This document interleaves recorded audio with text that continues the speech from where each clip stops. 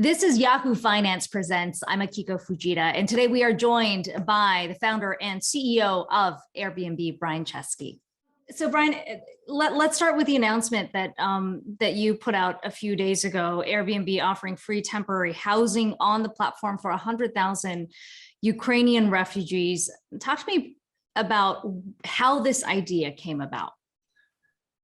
Well, the idea is really rooted in something that started 10 years ago. 10 years ago, Hurricane Sandy, as you know, being in New York, occurred in 2012 in New York. There were displaced people.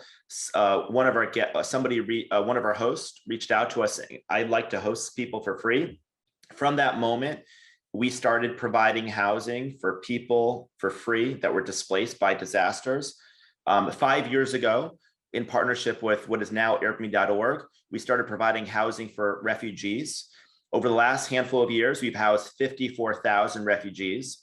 When the humanitarian crisis broke out in Afghanistan, as you know, tens of thousands of refugees fled the country.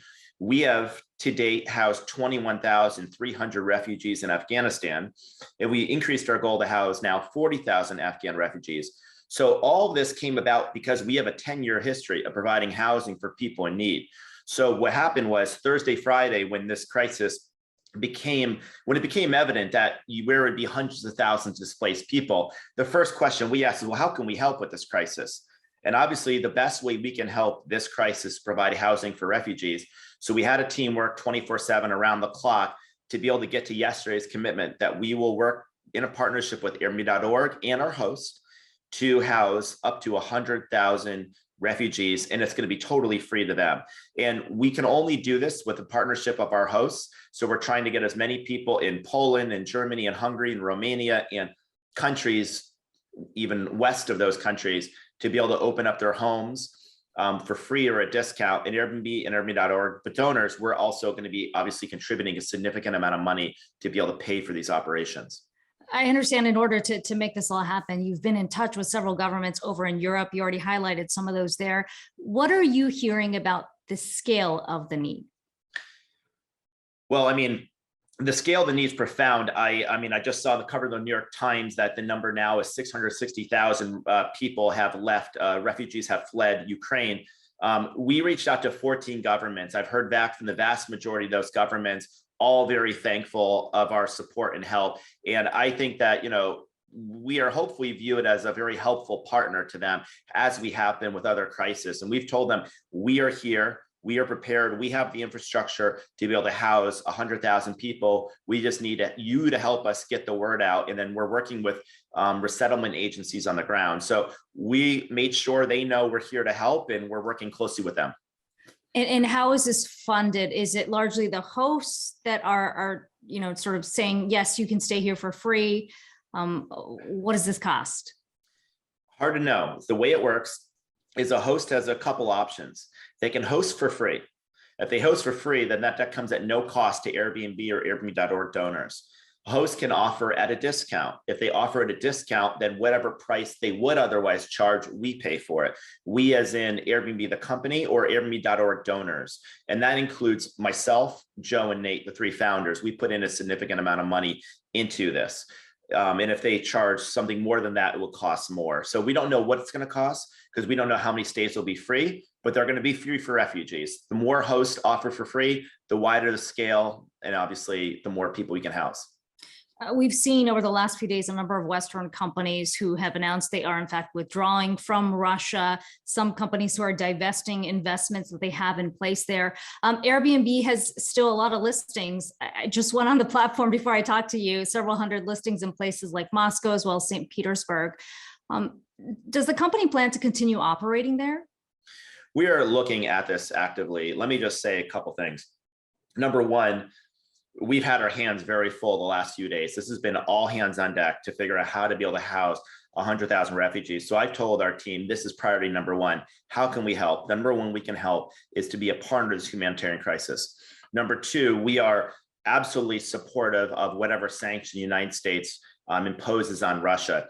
Number three, as a practical matter, a lot of the sanctions that have already been imposed have been imposed on Russian banks, which have prevented many people from paying or getting paid. So as a practical matter, our business is much more limited right now because of the sanctions. But all things are on the table, and we are actively looking into this. Yeah, what's going to go into that thinking? I mean, to your point, with the sanctions already in place, especially these banks being blocked from the SWIFT banking system, that automatically kind of forces your hand, that you're not able to do a lot of these transactions. But in terms of the company saying we just need to take a stand here and no longer operate, what's going to go into that thinking? Well, I mean, I want to make sure that any decision we make, we consider all of our stakeholders, the impact we have on our guests, our hosts, and communities all over the world. And so we try to have a very thorough process for these decisions. And it's just a matter of, this is like a triage situation, trying to be able to provide housing for 100,000 refugees, but we are absolutely discussing these matters. Brian, I know the last time we spoke, you were talking about the real pickup that you're seeing in travel, especially for the summer season. Right. I know you've got a big presence in Europe, and the hope here really was for these, cross-border travel to pick up. What kind of impact do you think this is going to have on that? I realize we're talking about Eastern Europe, specifically Ukraine and Russia, but we've seen a number of governments move in blocking airspace to Russian planes and whatnot. Do you get the sense that this could have a bit of a chilling effect on some travelers who say maybe this is not the right time to do it? I mean, there's no question that in parts of Central Eastern Europe, for the immediate near term, there's going to be some limits on the types of travel people have. But I think it's really important for people to understand our business. We have nearly every type of space in nearly every type of community at nearly every price point in 100,000 cities all over the world.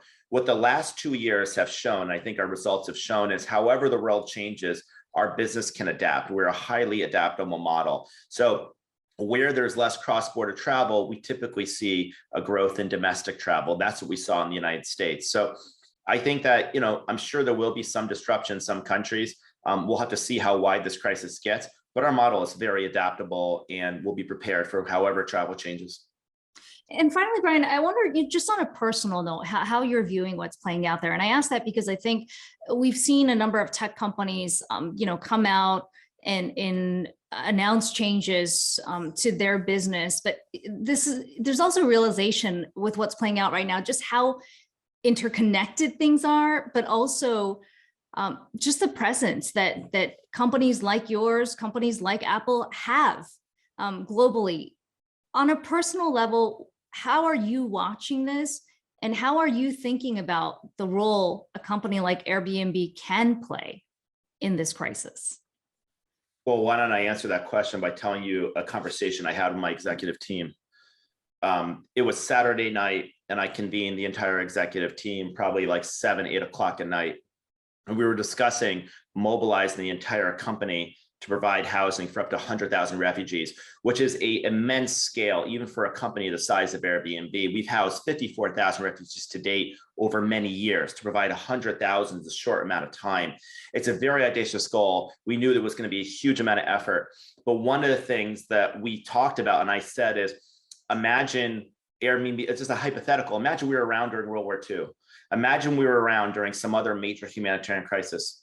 How would we want to have been remembered? And the answer is we want to have been remembered for doing everything we could to be able to help those in need. I think that's really at the heart of Airbnb, that we're really about a community that's trying to help people. And the best way at this very moment that we've been informed by governments that we can help is by helping this massive humanitarian crisis, this refugee crisis. This could be more people displaced than any event since World War II. It's unclear how many people will be displaced. And so that's how we can help. There's an immense amount of suffering in the world. But what people also need to know is Airbnb hosts, we're amongst the most generous, kindest communities. Our hosts are some of the kindest people in the world. And I think there are going to be a lot of them just waiting to welcome people with open arms into their homes. That's the way we can help. And that's how we want to be remembered. Brian Chesky, co-founder and CEO of Airbnb. Thanks so much for joining us today. Thank you for having me.